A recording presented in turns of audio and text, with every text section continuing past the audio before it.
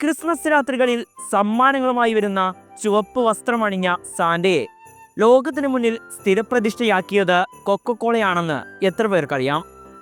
ആദ്യകാലങ്ങളിൽ സാന്താക്ലോസിനൊരു നിശ്ചിത രൂപമുണ്ടായിരുന്നില്ല. യൂറോപ്പിലെയും അമേരിക്കയിലെയും പഴയ പുസ്തകങ്ങളിലും ചിത്രങ്ങളിലും സാന്ത പല നിറങ്ങളിലാണ് പ്രത്യക്ഷപ്പെട്ടത്. ചിലപ്പോൾ ഒരു നീളമുള്ള പച്ചക്കോട്ടിൽ അദ്ദേഹത്തെ കാണിച്ചിരുന്നു. തവിട്ട് നിറത്തിലുള്ള വസ്ത്രങ്ങൾ ധരിച്ച് രോമങ്ങളും തുകലും ധരിച്ച് മഞ്ഞിലൂടെ സഞ്ചരിക്കുന്ന ഒരാളെ പോലെയും നീലവസ്ത്രങ്ങളും ഉയരമുള്ള തൊപ്പിയും ധരിച്ച് ഒരു പള്ളിയിലച്ചനെ പോലെ അല്ലെങ്കിൽ സെന്റ് നിക്കോളാസിനെ പോലെ കാണപ്പെടുന്ന സാന്തയുടെ ചിത്രങ്ങളും ഉണ്ടായിരുന്നു.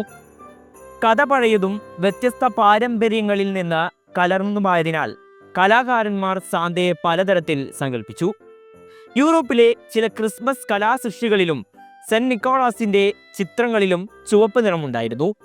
എന്നാൽ 1930കളുടെ തുടക്കത്തിൽ കൊക്കക്കോള ഒരു വലിയ ക്രിസ്മസ് പരസ്യം ആരംഭിച്ചതോടെയാണ് ഈ ചുവപ്പ് നിറം ലോകവ്യാപകമായത്. ശൈത്യകാലത്തും ആളുകൾ കൊക്കക്കോള കുടിക്കണമെന്ന് കമ്പനി ആഗ്രഹിച്ചു. അതിനാൽ ബ്രാൻഡിലേക്ക് ശ്രദ്ധ ആകർഷിക്കുന്നതിനായി അവർ സാന്തയുടെ ഒരു ചിത്രം സൃഷ്ടിച്ചു. 1932 ഹാഡൻ സൺബ്ലോം എന്ന കലാകാരനെ കൊണ്ട് സാന്തയെ നിർമ്മിച്ചു. ഈ പുതിയ സാന്റ വലുതും സന്തോഷവാനും പുഞ്ചിരിക്കുന്നവനും കടും ചുവപ്പ് കോട്ടും ഉള്ളവനായിരുന്നു.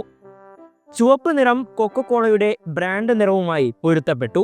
സാന്റ ജീവനുള്ളവനും ആധുനികനുമായി കാണപ്പെടുന്നതിനായി യഥാർത്ഥ ആളുകളെ മോഡലുകളായി ഉപയോഗിച്ചു.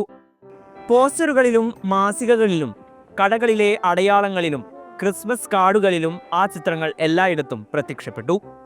ഈ പുതിയ സാന്തയുടെ രൂപം ആളുകൾക്ക് വളരെ ഇഷ്ടപ്പെട്ടു. പരസ്യങ്ങൾ അമേരിക്കയിലുടനീളം സഞ്ചരിച്ചു.